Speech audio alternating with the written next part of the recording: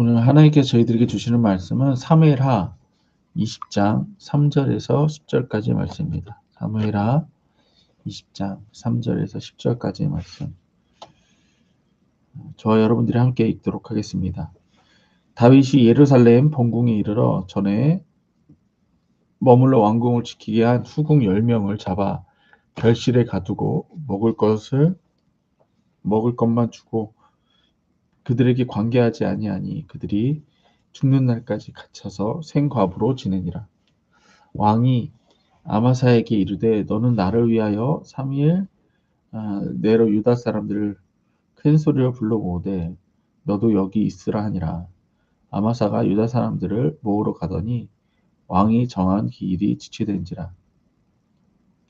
다윗이 이에 아비새에게 이르되 이제 비그리의 아들 세바가 압살롬보다 우리를 더 헤아리니 너는 내 주의 부하들을 데리고 그 뒤를 쫓아가라.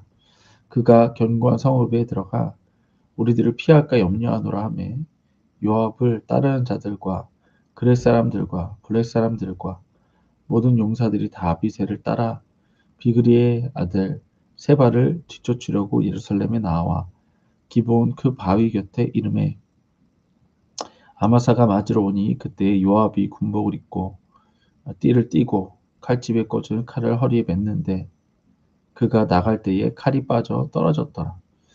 요압이 아마사에게 이르되 내 형은 평안하냐 하며 오른손으로 아마사의 수염을 잡고 그의 입에 맞추려는 채 하매 아마사가 요압의 손에 있는 칼은 주의하지 아니한지라. 요압이 칼로 그 배를 찌르매 그의 창자가 땅에 쏟아지니 그를 다시 치지 아니하여도 죽으니라. 요압과 그 동생 아비새가 비그리의 아들 세바를 뒤쫓을세. 아멘. 오늘 말씀의 제목은 인간의 불완전한 속에서도 이루어지는 언약. 인간의 불완전함 속에서도 이루어지는 언약이라는 제목으로 말씀을 전하도록 하겠습니다. 오늘 말씀에서 이제 드디어 다윗이 예루살렘 성으로 들어갔습니다. 예루살렘 성으로 들어가서 이제 자신이 해야 할 일들을 해나갑니다. 먼저 첫 번째로는 3절에 보니까 자신의 후궁들에 대한 조치가 나옵니다. 이 당시에 후궁들은 어떻게 왕의 자리를 이렇게 상징하는 것인데 이 후궁들은 우리가 지난 시간에 봐서 알지만 압살롬이 자기가 왕이 됐다고 해가지고 대낮에 후궁들과 관계를 가졌던 그런 사람입니다. 그래서 이 후궁들과 이제 관계를 가졌기 때문에 이제 다윗은 더 이상 이 후궁들에 대해서 어찌할 수가 없습니다. 그래서 이제 후궁들을 다윗의 입장에서는 이제 선처한 거라고 봐요. 그래서 이제 내쫓기보다는 이제 따로 이렇게 별실에 가두고라고 이제 표현이 돼 있어요. 별실에 가두어서 먹을 것을 주고 이제 그렇게 그냥 살아라 이렇게 놔둔 겁니다. 이제 이걸 통해서 이제 우리가 볼 수 있는 건 뭐냐면 사실 후궁들은 죄가 없죠. 죄가 없는데 이제 압살롬의 죄로 인해서 이 후궁들에게 이렇게 안 좋은 일이 생긴 거죠.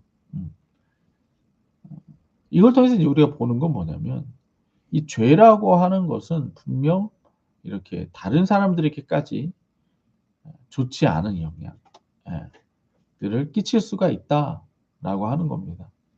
우리가 계속 이 땅 가운데 살면서 지금 죄와 계속 싸우고 우리들을 변화시켜 나가고 하는 이유는 바로 여기에 있습니다.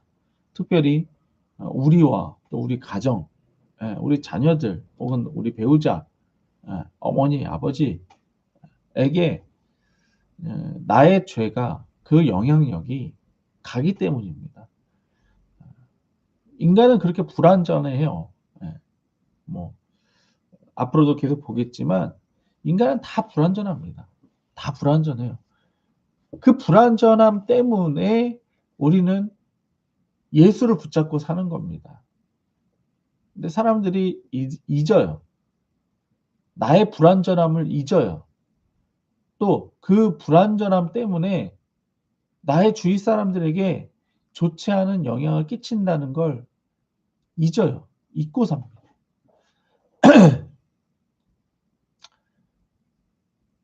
그래서 우리가 매일마다 이렇게 말씀을 보면서 우리 자신을 돌아보고 하는 거죠. 4절에서 7절 말씀 보겠습니다. 4절에서 7절에서는 이제 다윗이 군대 장관의 역할을 아마사라고 하는 사람에게 주게 됩니다. 근데 이 아마사는 압살롬 편에 섰던 자예요. 근데 우리 어제서 봐서 알지만 지금 이 이스라엘이라고 하는 나라 안에서도 지금 이렇게 분쟁이 일어났죠. 어, 이스라엘 북이스라엘과 이제 남왕국 이 나중에는 요게 갈라지는데 요렇게 되는 구도가 그려졌죠. 근데 지금 다윗은 상대편에게 있었던 군대 장관을 모은 거예요. 이렇게 이것은 이제 정치적인 입장으로 그렇게 쓰는 거죠. 우리나라도 그렇습니다. 우리나라도 이제 대통령이 되면 상대방에게 있었던 당의 사람을 또 이렇게 새로 생긴 정권에 데려다가 씁니다. 이제 그게 이제 정치적으로 그렇게 중립을 고수하겠다 뭐 이런 거죠.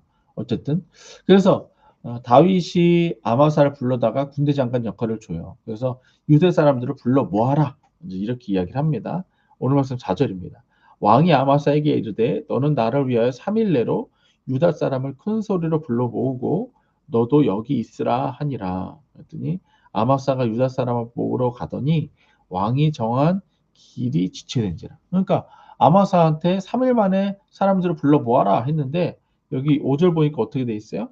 길에 지체된지라. 그러니까 3일 만에 못 모은 거예요. 뭐냐면 이게 아직 이 사람에게는 그런 힘이 없었던 거죠. 없었던 거예요. 아. 그리고 나서 이제 다윗은 또 아비새라고 하는 장군에게 자기 사람에게 어저께 우리 말씀에서 이렇게 배신했던 반역했던 그 세바 있잖아요. 세바를 가서 뒤쫓으라고 합니다. 보겠습니다. 6절입니다. 다윗이 이에 아비새에게 이르되 이제 비그리의 아들 세바가 압살롬보다 우리를 더 해하리니 그러니까 압살롬보다 우리를 더 해할 거래요. 그러니까 더 위험한 존재다 이거예요. 너는 내 주의 부하들을 데리고 그 뒤를 쫓아가라. 그가 견고한 성읍에 들어가 우리들을 피할까 염려하노라 하매 요압을 따르는 자들과 그렛 사람과 블렛 사람들의 모든 용사들이 다 아비새를 따라 비그리의 아들 세바를 뒤쫓으려고 예루살렘에서 나와 이렇게 돼 있어요. 그래서 이제 다윗도 왕이 되었으니 나라의 평안함을 지키기 위해서 이제 반역했던 사람들을 이제 쳐내기 시작합니다. 쳐내기 위해서 아비새에게 뒤쫓으라 하고 나서 아비새가 막 뒤쫓을 때 함께 있던 그 용사들이 함께 이제 막 이제 쫓아갑니다. 세바를 뒤쫓아갑니다. 그리고 나서 이제 아마새가 이제 이들과 이제 함께 하려고 그뭐 아비새 요압과 함께 하려고 요압을 맞으러 나옵니다. 근데 요압은 이 아마사를 죽여버립니다. 그 이유는 요압은 이전부터 이렇게 군인이었기 때문에 힘이 있어요. 힘이 있고 그 다음에 왕을 섬기기는 하지만 이제 나름대로 사람들이 그래요. 힘이 있으면 이제 자기의 뜻대로, 자기 생각대로 이렇게 하게 되어 있습니다. 그래서 한번 보겠습니다. 8절입니다. 기브온 큰 바위 곁에 이름에 아마사가 맞으러 오는 그때에 요압이 군복을 입고 띠를 띠고 칼집에 꽂은 칼을 허리에 맸는데 그가 나갈 때에 칼이 빠져 떨어졌더라. 요압이 아마사에게 이르되 내 형은 평안하냐 하며 오른손으로 아마사의 수염을 잡고 그와 입을 맞추려 채하매 아마사가 요압의 손에 있는 칼에 주의하지 아니한지라. 요압이 칼로 그의 배를 찌르매 그의 창자가 땅에 쏟아지니라. 그를 다시 치지 아니하여도 죽은지라. 요압과 그 동생 아비새가 비그리의 아들 세 발을 지쳐주셨어요. 아마사가 요압을 맞으러 나왔는데 요압은 아마사를 이제 친근하게 대하는 척합니다. 그러면서 칼을 떨어뜨렸는데 떨어뜨리다라고 하는 요거를 이제 주석가들은 그렇게 이야기를 하더라고요. 그러니까 일부러 떨어뜨렸다. 그래서 칼을 떨어뜨린 척하고 그 다음에 이제 수염을 잡는 거는 이제 이 친근함의 표시라고 합니다. 친근함의 표시로 수염을 잡고 이렇게 인사를 했는데 그 사이에 아마사가 빈틈을 보일 때 칼로 찔러서 죽이게 됩니다. 그리고 다시 세 발을 지쳐처럼 요압에 가게 됩니다. 참 이것을 보면서 저는 다윗의 입장에서 한번 보는 거예요. 다윗의 입장에서. 다윗이 참 이게 왕의 역할을 하기 참 힘들겠다. 그 생각이 들었어요. 다윗이 왕이 탁 말하면 탁 되고 이렇게 말하면 이렇게 좀 사람들이 쫓아오고 저렇게 말하면 또 저렇게 좀 쫓아오고 했으면 좋을 텐데 자기가 세운 먼저 첫 번째부터 보면 후궁들 후궁들도 다 어쨌든 압살롬과 관계를 가지고 이제는 더 이상 관계할 수 없는 자들이 되어버렸어요. 또 아마사를 불러다가 일을 시켰더니 일도 제대로 처리를 못했어요.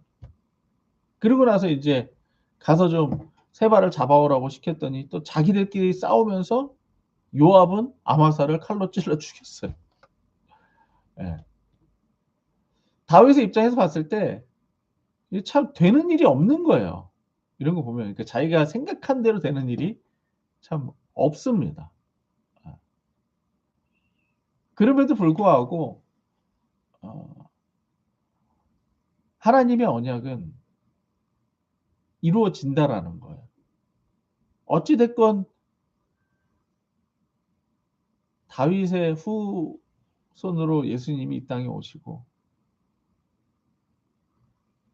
우리의 모든 죄를 사하시고 우리를 구원하시는 그 내용은 이루어진다라는 거예요.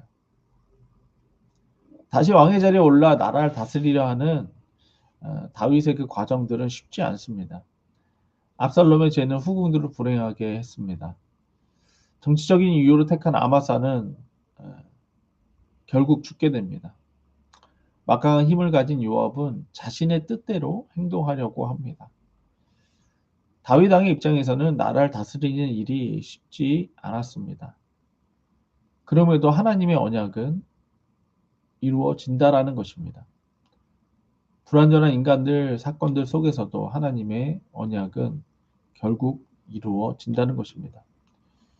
우리의 삶에서도 불완전한 인간들의 사건들이 계속됩니다. 우리 자신을 포함해서 불완전한 인간들의 사건들은 우리의 뜻대로 일이 진행되지 못하게 합니다. 우리 가정의 일도 보십시오. 나는 이렇게 하고 싶은데 그렇게 잘 따라오지 않죠. 잘 되지 않죠. 우리 자신을 비롯해서 그렇습니다. 저 역시도 그렇습니다. 교회를 이렇게 담임함에 있어서 제 나름대로는 막 이렇게 열심히 하는데 좀 그렇게 되지 않을 때가 있어요. 근데 이게 우리뿐만 아니라 제가 다른 목사님들을 만나 보아도 또 다른 부모님들을 만나 보아도 다 똑같습니다. 다 똑같습니다. 잘 되는 교회를 가 보아도 다 똑같습니다. 힘들고 어렵고 계획한 대로 잘 안 되고 그렇다는 거예요. 하지만 성경은 그럼에도 하나님의 언약은 이루어진다라고 기록하고 있습니다. 잠언서 16장 3절 4절입니다. 너의 행사를 여호와께 맡기라. 그리하면 내가 경영하는 것이 이루어지리라. 여호와께서 온갖 것을 그 쓰임에 적당하게 지으셨나니 악인도 악한 날에 적당하게 하셨느니라. 그러니까 지금 다윗의 입장에서는 악인들이 있어요. 근데 하나님께서 뭐래요? 뭐라고 말씀하십니까? 악인도 악한 날에 적당하게 하셨느니라. 이 악인들의 이 일을 하나님은 또한 선하게 사용하신다는 거예요. 세상 일은 우리 뜻대로 이루어지지 않습니다. 세상 일은 하나님의 뜻대로 이루어집니다. 그래서 우리는 내 뜻대로 이루어지느냐 안 이루어지느냐 그걸 볼 것이 아니라 하나님의 뜻대로 이루어지느냐 안 이루어지느냐 그것을 봐야 됩니다. 그리고 하나님의 뜻대로 살아야 하는 것입니다. 악한 자들이 우리의 삶을 방해하는 것 같아도 우리가 하나님의 뜻에 순종하며 산다면 내 삶에서 하나님의 뜻은 이루어지는 것입니다. 오늘 말씀 보면서 다윗은 그럼 이제 무엇을 어떻게 해야 될까요? 다른 거 없어요. 계속 하나님을 믿고 나아갈 뿐입니다. 뭐가 있겠습니까? 계속 기도하고 다윗의 시편들을 보면 계속 이거예요. 참 세상에는 악한 사람이 많습니다. 그럼에도 저는 하나님만 따릅니다. 하나님께서 구원하실 것입니다. 그게 다윗의 시편의 공통점입니다. 우리도 마찬가지입니다. 악한 자들이 우리들의 삶을 방해하지만 끝까지 하나님만 믿고 따라가야 됩니다.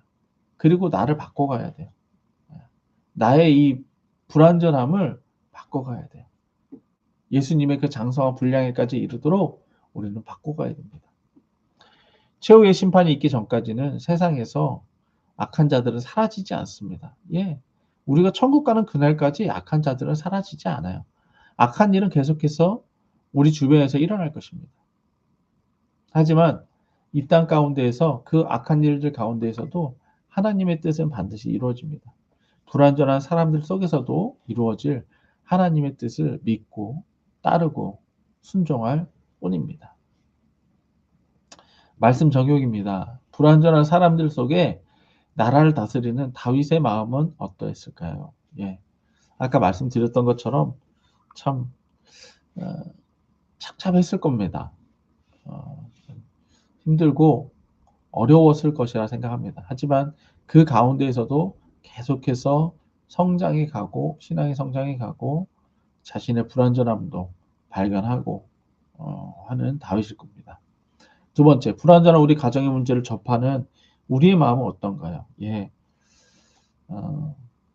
가정의 문제도 그렇고 또 교회 문제도 그렇고 참 열심히 했음에도 불구하고 참 따라오지 못할 때는 힘이 빠지죠. 막 이렇게 하다가 저는 그렇습니다.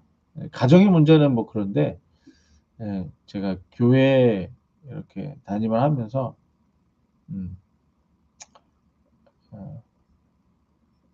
우리 교회뿐만 아니라 이제 다른 교회에서 사역할 때도 정말 저는 전심을 다할 수밖에 없죠. 왜냐면 담임 목사니까 또 하나님 앞에 그런 사명을 받았기 때문에 저는 그 성도들에게 전심을 다할 수밖에 없습니다.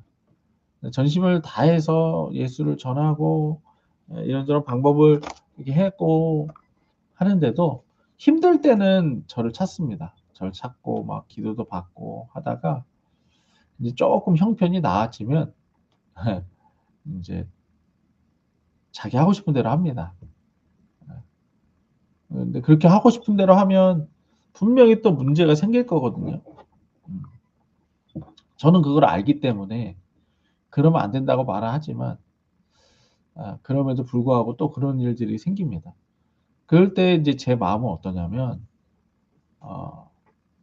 참 쉽지 않아요. 예, 마음이 어렵습니다. 그리고 하나님 앞에 나아가서 당연히 저도 기도를 하죠. 왜냐면 그럼에도 불구하고 하나님은 그 뜻을 이룰 테니까. 왜냐하면 그 전에도 이제 제가 간증을 말씀드렸을 거예요. 우리 조혜련 집사님이 돌아오는 과정에서 몇 년 동안을 기도했던 이성미 권사님이 계속 기도하다가 조혜련 집사님이 돌아오니까 이성미 권사님이 그랬대잖아요. 나 더 포기하려고 했어. 무슨 얘기냐?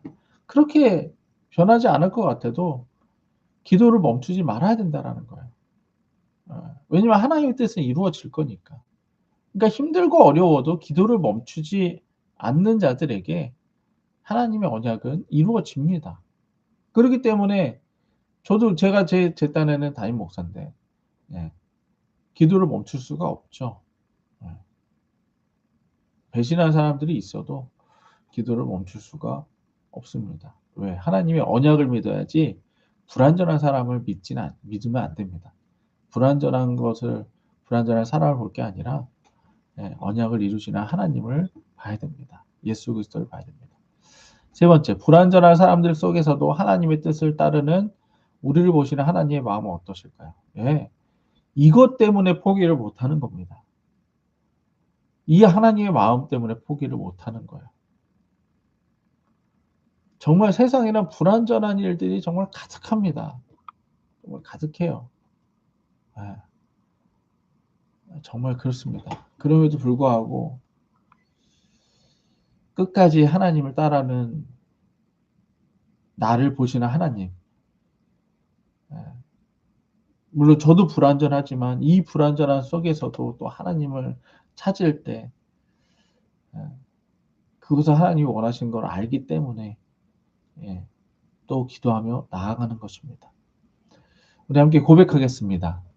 예수 내 구주, 나는 하나님 자녀의 권세를 가졌다. 예수 내 구주, 나는 하나님 자녀의 권세를 가졌다. 예수 내 구주, 나는 하나님 자녀의 권세를 가졌다. 아멘. 우리 계속해서 중국 선교를 위해 기도해 주시기 바랍니다. 회개의 역사가 일어나 묶였던 문제들이 풀어지게 하여 주시옵소서. 치유의 역사가 일어나 회복과 자유를 얻게 하여 주옵소서. 임경의 집사님과 지부동사업장에 성령 역사가 경험되게 하여 주시옵소서. 통성으로 기도하겠습니다.